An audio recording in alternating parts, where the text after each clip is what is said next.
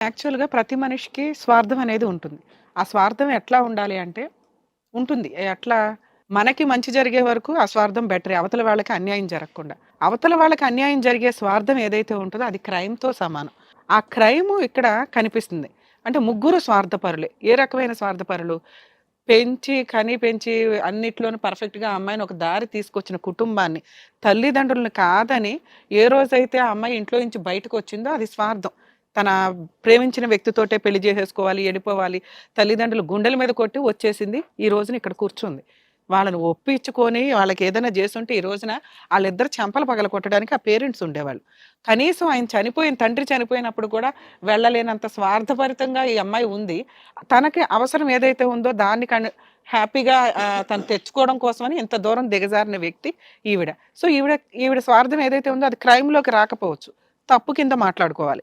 ఎందుకంటే తల్లిదండ్రులు ఈవిడ మీద కేసేయలేరు. ఈవిడ మేజర్ కాబట్టి లవ్ మ్యారేజ్‌లని తల్లిదండ్రులు కాదనుకోని వెళ్ళిపోయిన వాళ్ళు ఏ రోజైనా ఇలా కూర్చోవాల్సిన పరిస్థితులే 99% ఉంటున్నాయి. ఎక్కడో 1% మెచ్యూర్డ్‌గా నిలబెట్టుకుంటున్నారేమో గానీ, కాబట్టి ఎవరన్నా లవ్ మ్యారేజ్‌లు చేసుకోవాలనుకుంటే దయచేసి తల్లిదండ్రుల యాక్సెప్టెన్సీకి వాళ్ళు ఒప్పుకునేదాకా మీ వరకు మీరు కెరియర్‌లోనో, ఏదైనా జాబ్స్‌లోనో సెటిల్ అవ్వడానికి చూడండి. మీకు నచ్చని వ్యక్తులను పెళ్లి చేసుకోవద్దు గానీ, వాళ్ళని కాదని యువతలకి రావద్దు. ఎందుకంటే మీ జీవితాలు సర్వనాశనం చేయాలని ఏ తల్లిదండ్రులు అనుకోరు.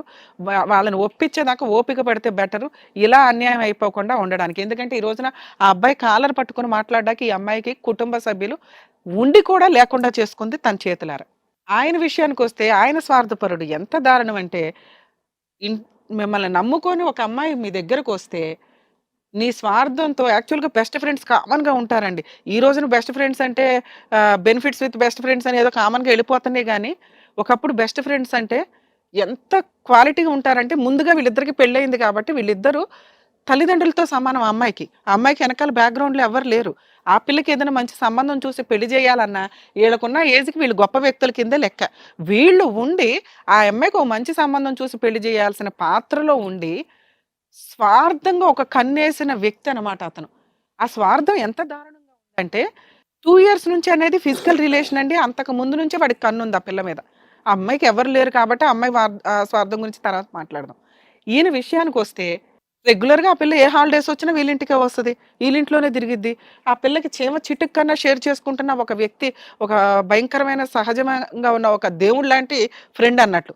అన్నీ షేర్ చేసుకుంటున్న అమ్మాయి, ఆ పిల్ల ఎంత మెచ్యూర్డ్‌గా ఉండాలి? ఈ అమ్మాయి కాపురం నిలబెట్టాలి అంటే అతనుకున్న అనుమానాలను క్లియర్ చేయాల్సిన వ్యక్తి ఆ అమ్మాయి. అలాంటిది వాళ్ళ ఇంట్లోకొచ్చి, వాళ్ళ ఇంట్లో తిండి తింటూ, వాళ్ళ ఇంట్లో ఉంటూ, మధ్య మధ్యలో నీ హాలిడేస్ అన్నీ వీళ్ళింట్లోనే నడుస్తున్నాయిగా. ఆల్రెడీ మీ ఇద్దరు ట్రాప్ చేసుకుంటే ఎట్లాగా? నా ఫ్రెండు అనుకుని ఆ అమ్మాయి డోర్ తీసి పిలిచింది అంటే, తనకంటే ఎక్కువ ఇంపార్టెన్స్ నీకిచ్చినట్టు. ఇంకెవరిని ఒక స్త్రీ రానివ్వదమ్మా. ఎందుకు రానివ్వదో తెలుసా? ఎందుకు భర్త అనవసరంగా కన్నేస్తే తలనొప్పి అని. బెస్ట్ ఫ్రెండ్‌ని ఎందుకు రానిస్తారో తెలుసా? నమ్మకం. ఆ నమ్మకం పోయిందిక్కడ. నీ స్వార్థం ఎట్లా ఉందంటే, నా బ్యాక్‌గ్రౌండ్‌లో ఎవరు లేరు కాదు. నీ బ్యాక్‌గ్రౌండ్ వీళ్ళిద్దరే. వీళ్ళిద్దరూ నీ మంచి ఏదైతే కుటుంబం అంటున్నావో, అటువంటి కుటుంబాన్ని ఇవ్వాల్సిన వ్యక్తుల్ని నువ్వు మిస్‌యూజ్ చేసి, నిన్ను నమ్ముకున్న అమ్మాయికి వెన్నుపోటు పొడిచి చాలా దారుణమైన రిలేషన్‌కి, చాలా గొప్ప రిలేషన్‌కి దారుణమైన నమ్మక ద్రోహం చేశావు నువ్వు. ఇప్పుడు అసలైన అనాథ ఈ అమ్మాయి. ఇప్పుడు నువ్వు నిజంగా అనాథవి. ఎవరు లేరని అన్నావు చూడు. తల్లిదండ్రులు ఉండొచ్చు, ఉండకపోవచ్చు నన్ను. ఎందుకంటే పరిస్థితులు అట్లా ఉన్నాయి. కోవిడ్‌లో బోలెడుమంది వెళ్ళిపోయారు. ప్రతి ఒక్కళ్ళలో 90% జనాలు కుటుంబంలో ఒకళ్ళు అనాథలవుతూ వచ్చారు. కోవిడ్ అంతమందికి అన్యాయం చేసింది. నువ్వేంట్రా బాబు అంటే, ఉన్నవాళ్ళని చంపుకున్నావేంటి తల్లి? బెస్ట్ ఫ్రెండ్స్ రిలేషన్‌ని డ్యామేజ్ చేసి పడేసావు.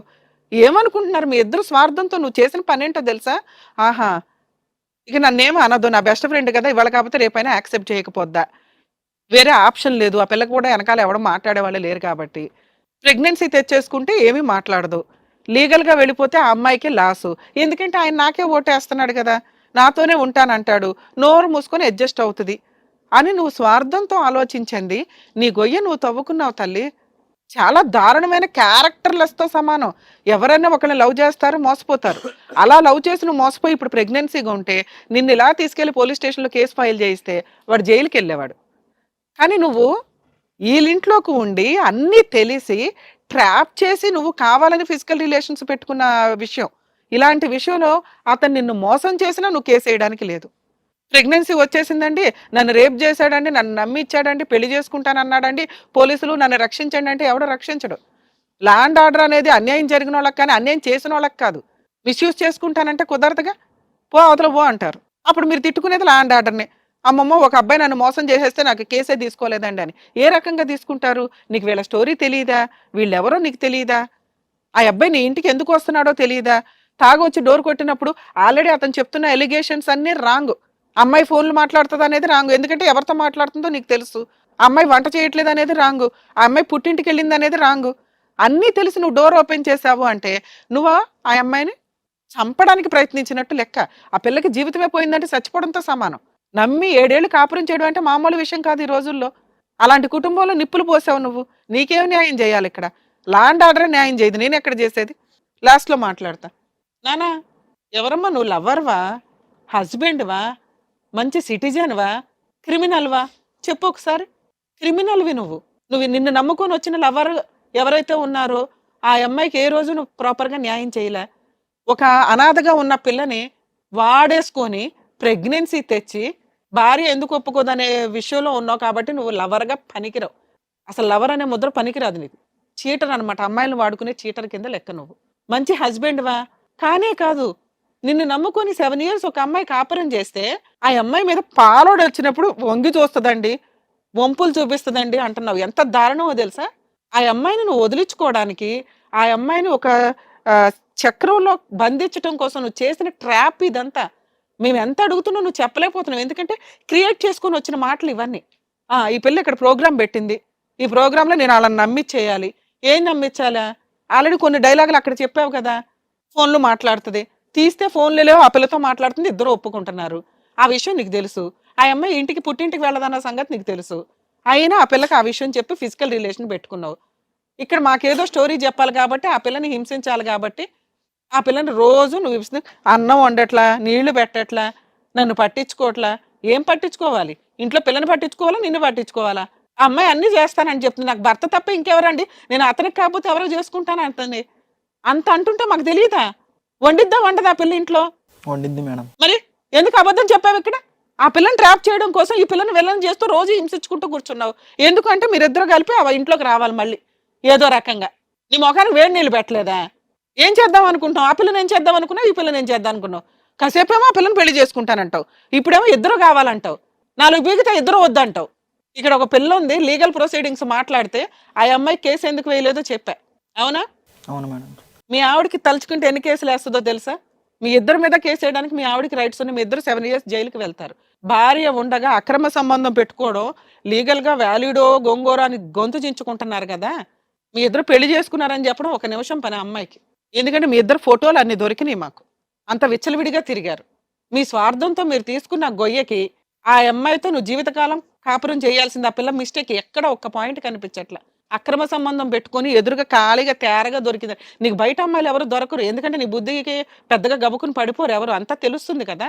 ఫ్రెండ్ కాబట్టి ఖాళీగా ఉంది కాబట్టి పడిపోయింది ఆ అమ్మాయి. భార్య ఒప్పేసుకుంటది. ఇద్దరిని తీసుకొచ్చి ఇంట్లో దుకాణం పెడితే అనుకుంటున్నావు. ఏమో ఒప్పుకుంటావా నువ్వు? అస్సలు ఒప్పుకోను మేడం. అమ్మాయి ఒప్పుకోదు. ఏం చేద్దాం చెప్పు? ఇద్దరిని ఎట్లాగట్ట చెప్పు తీసుకొని కొడతాను మళ్ళీ. ఇద్దరిని తీసుకుని నేను ఆగమ్మా. వెయ్యండి, ఒక 2 వేస్తే అంతే నేనే కొట్టేదాన్ని లెగిసి. ఇద్దరిని చూసుకోవడం ఏంటి? పిచ్చవేషాలు వేస్తున్నావా? ఈ స్వార్థంతో 4 ఇయర్స్ నుంచి ఆ పిల్లని వేపుకు తింటున్నావు. మీ అమ్మాయి ఏం చేస్తుందో తెలుసా? పాప పుట్టి 4 ఇయర్స్ అవుతుంది. ఎలా ఉందో తెలుసా నీకు? అక్కడ ట్రాప్ చేసుకోవడానికి సరిపోతుంది నీకు. ఆడపిల్లలు అంటే అందరిళ్లలోనూ ఉంటారుగా. ఆ అమ్మాయితో కేసులు వేయించి నీ అంతు తేల్చమంటావా? నోరు మూసుకుని ఆ పిల్లని వదిలేస్తావా? వదిలేస్తాను మేడం. ఏమో నువ్వు నమ్ముతున్నావా? నమ్మను మేడం నేను. మేము నమ్మం. అస్సలు నమ్మను మేడం. ఏమో నువ్వు గబుక్కుని నమ్మేస్తావేమో అని మేము టెన్షన్ పడ్డాం. ఆల్రెడీ నమ్మే మా నాన్నని పోగొట్టుకున్నాం. ఏం చేద్దాం చెప్పు? నువ్వేదంటే అదే నాన్న. వాళ్ళిద్దరికి ఏం మాట్లాడాలో లాస్ట్లో మాట్లాడతాం. నాకైతే తను కావాలి మేడం. మరి మారతాను అంటున్నాడు కదా. నేను ప్రాపర్టీస్ ఉన్నాయా వాళ్ళకి? ఏం లేవు మేడం. మారుతా మేడం, మంచిగా ఉంటాను, మంచిగా చూసుకుంటాను పాపనని. ఆ అమ్మాయిని ఏం చేద్దాం చెప్పు? ఆ పిల్లకి బాధ వచ్చినా కష్టం వచ్చినా చెప్పుకోవడానికి ఒక ఏదైతే దారి ఉందో ఆ దారిని కట్ చేసేసారు మీరిద్దరు కలిపి. ఇంక ఇప్పుడు సైకలాజికల్గా సప్రెస్ అయిపోతూ ఉంటుంది. ఎవరికి చెప్పుకోలేదు నీకు నీ బుద్ధులని. అప్పుడు నువ్వే ఒక ఫ్రెండ్వి, నువ్వే ఒక భర్తవి, నువ్వే ఒక తండ్రి పాత్రలో ఉండాలి ఆ పిల్లకి. నిన్ను నమ్ముకొని వచ్చిన అమ్మాయికి ఇదే పని ఆ పిల్ల చేస్తే నువ్వు ఉండేవాడువా? నీ బెస్ట్ ఫ్రెండ్తో తిరిగితే నువ్వు బతకగలవా అసలు? తిరిగే దరిద్రులు ఉన్నారు బయట. నీ భార్య అలాంటిది కాదు కదా. చెప్పు ఏం చేద్దాం చెప్పు? ఇప్పుడు మంచిగా చూసుకుంటా మేడం. ఆ అమ్మాయిని ఏం చేద్దాం?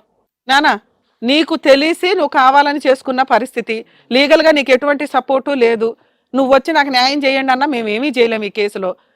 ఈ ఇంట్లోకి అయితే పంపించాం. అసలు వీళ్ళ ఇంట్లో ఎప్పుడు మేము సిఐడి ఇన్వెస్టిగేషన్ అయితే పెడతాం. ఎందుకంటే ఆ అమ్మాయి మమ్మల్ని నమ్ముకొని వచ్చింది, మంచి కుటుంబం. నువ్వు తేరగా దొరికావని వాడి పడేసిన ఒక క్రిమినల్. అతను స్వార్థం కొన్ని రోజులకి పోతూ ఉంటుందమ్మా. వాడేసుకున్నాడుగా ఇంకేం పెద్ద ఉండదు, ఫీలింగ్స్ కానీ ఏం కానీ ఉండవు. నీ వరకు నువ్వు ఓన్ డెసిషన్ తీసుకో. నీకు అన్యాయం జరిగినందుకు వాళ్ళిద్దరు కాపురం కావాలంటున్నారు కాబట్టి 10 lakhs కాంపెన్సేషన్ కట్టండి ఆ పిల్లకి. జాబ్ బాగానే చేస్తున్నావు మాకు తెలుసు. ఏమ్మా, ఆ పిల్ల నీ బెస్ట్ ఫ్రెండ్. మీ ఆయన చేసిన తప్పుగా అమ్మాయి అన్యాయం అవ్వకూడదు కదా. అవును మేడం. 10 lakhs కాంపెన్సేషన్ తీసుకోను. నీ లైఫ్ నువ్వు బతుకునానా, ఈ విషయం నువ్వు ఎవరికీ చెప్పొద్దు, వీళ్ళు కూడా ఎవరికీ చెప్పరు. నువ్వు ఎవరన్నా మంచోళ్ళని చూసి మ్యారేజ్ చేసుకుందో గాని. Okay madam. ఏమంటారు మేడం నాకు నెలకు వచ్చి 20,000 మేడం శాలరీ. ఉమ్. నేను ఒక 2-3 లక్షల కన్నా ఎక్కువ వీలేను. వాడుకుంటావే జనాల్ని. కాదే, నీకు అన్నీ చెప్పిన నేను ప్రతిదీ. నా పరిస్థితి తెలుసు, అయినా కూడా నువ్వు ఎట్లా చేసినావు అసలుకి? నేను ప్రతిదీ నీకే కదా చెప్పేది. తను చెప్పిన మాట నువ్వు ఎట్లా నమ్ముతావు అసలుకి? తను చెప్పినప్పుడు నాకు చెప్పాలి కదా నువ్వు ఆ మాట. నేను చేస్తున్నా చేస్తలేను అనేది నీకు క్లారిటీ తెలుసు కదా. నేను ఇది చేస్తున్నానే, నేను ఫోన్ ఎనీ టైం నీకే కదా నేను ఫోన్ చేసి మాట్లాడేది. మరి తెలిసి కూడా ఎట్లా చేస్తావే నువ్వు అసలుకి? నాకు వెనక ముందు ఎవ్వరు లేరని తెలుసు. నా ఫ్యామిలీని కూడా వదిలేసుకున్నా, మా డాడీని కూడా వదిలేసుకున్నా. ఇప్పుడు ఈరోజు ఈ సిచ్యువేషన్లో కూర్చున్నా నీ వల్ల. అది కూడా ఏమ్మా ఏంటి మరి? ఆ పిల్ల అడిగేదానికి సమాధానం కరెక్టే ఉంది. క్వశ్చన్ కరెక్ట్గానే అడుగుతుంది ఆవిడ. బెస్ట్ ఫ్రెండ్ ఇంత అన్యాయం చేస్తావా, ఈ రోజు మమ్మల్ని రోడ్డు మీద కూర్చోబెడతావా అని. డబ్బులు అనేది నీకు కాంపెన్సేషన్ రూపంలో ఇప్పించాలి కాబట్టి మాట్లాడుతున్నావు తప్ప నువ్వు డబ్బుల కోసం చేసావని మేము అనట్లా. ఎందుకు చేసావని నీ ఫ్రెండ్ అడుగుతుంది. సమాధానం ఏంటి నీ దగ్గర? ఇప్పుడు నీ వల్ల నేను ఎక్కడ పోవాలి చెప్పు? నువ్వు ఇదేనా ఇది న్యాయం చేసేది నాకు? ఇప్పుడు నీకు 3 లక్షలు 4 లక్షలు ఇస్తాను, నీకు మంచి సంబంధం చూసి పెళ్లి చేస్తాను, మంచిగా మేము ఉంటాం. అమ్మా మీరు ఉండొద్దు నాన్న. సంబంధం వరకు ఎవరైనా హెల్ప్ చేస్తే చేయండి కానీ మీరేమి అసలు ఆ విషయంలో కూడా కల్పించుకోవద్దు. అమ్మాయి ఆల్రెడీ ఇండివిజువల్ నా ఫ్రెండ్ నేను చాలా మోసం చేశాను నిన్ను నమ్మి. అది ఇప్పుడు తెలిసిందా నీకు నేను నన్ను మోసం చేసినాను? ఆయన చెప్పినప్పుడు నీకు తెలియలేదా? అప్పుడు ఏం చేసినావు మరి? రూమ్కి వచ్చి డోర్ తీయగానే అయిపోతుందా ఇక? అప్పుడు నేను గుర్తుకు రాలేదా నీకు? మాట్లాడవేంది? సరే అమ్మా, అక్కడ అన్యాయం చేసింది మీ ఆయన కూడా కదా. అతను ట్రాప్ చేయబట్టి అమ్మాయి ఖాళీగా ఉండేదో నడిపించింది. ఇవ్వండి అమ్మాయికి ఒక 5 lakhs కాంపెన్సేషన్ ఇవ్వండి. నాన్న ఇక అంతే. వాళ్ళ దగ్గర నువ్వు వాళ్ళ పొజిషన్ ఏంటో నీకు తెలుసు. ఈ మాత్రం న్యాయం ఈ స్టేజ్ కాబట్టి చేయగలుగుతున్నావు. లేదా నీకు ఇంకా రైట్స్ ఉన్నాయి, వెళ్ళి కంప్లైంట్ ఫైల్ చేసుకుంటే పోలీస్ స్టేషన్లో కంప్లైంట్. అతని దగ్గర అయితే నీకు లీగల్గా ఉండడం కుదరదు. మీరు సీక్రెట్గా మ్యారేజ్ చేసుకుంటే అది బైగామీ కేసు, ఇంకా పెద్ద పనిష్మెంట్. ఇద్దరు 7 years జైలుకి వెళ్తారు. ఇక నీ లైఫ్ ఏంటో నీ గొయ్య నువ్వు తవ్వుకున్నావు కాబట్టి నువ్వు ఆలోచించుకొని డెసిషన్ తీసుకో. ఈ సెటిల్మెంట్ ఓకే అనుకుంటే 5 lakhs కాంపెన్సేషన్ ఇస్తారు, తీసుకో. అక్కడ బయట అగ్రిమెంట్ రాస్తారు, ఓకేనా? లేదంటే నువ్వు నచ్చపోతే నువ్వు లీగల్గా వెళ్ళిపోనాను. అది విన్నావా? ఎలాగో పెళ్లి చేసుకోవడం అనేది కుదరదు కాబట్టి మేడం చెప్పిందన్నా వింటే అట్లీస్ట్ నెక్స్ట్ ఏంటనేదన్నా నువ్వు చూసుకోవచ్చు. బాబు ఇక ఈ అమ్మాయికి అన్యాయం చేస్తే మాత్రం ఈ అమ్మాయి వెనకాల మా టీం ఉంటుంది, గుర్తుపెట్టుకో. ఆ పిల్లతో ఇంకో ఫోనులు చేసినా మాట్లాడినా, ఆ అమ్మాయితో అక్రమ సంబంధాలు పెట్టుకున్నా, నిన్ను జైలుకి పంపించడం ఒకటే ఉన్నది ఇక్కడ. చేయండి మేడం, మంచిగా చూసుకుంటా పాప. నన్ను ఆ పిల్ల ప్రామిస్ చేయ మాట, ప్రామిస్ చేయ అమ్మాయికి. ప్రామిస్, ఇంకా నిన్ను మంచిగా చూసుకుంటా, నేను పాపను నిన్ను మంచిగా చూసుకుంటా. ఏమా ఇక్కడ నీ భర్త కావాలని వచ్చావు, మేము మ్యాక్సిమం ఎంత చేయగలమో అంత చేసాం. చిన్న తప్పు చేశాడని ఎక్స్క్యూజ్ చేసుకో. ఆ పిల్లకి ఏమి న్యాయం చేయాలో అవి రాసి వెళ్ళండి, సరేనా? బయలుదేరండి. వెళ్ళండి. వెళ్ళమ్మా.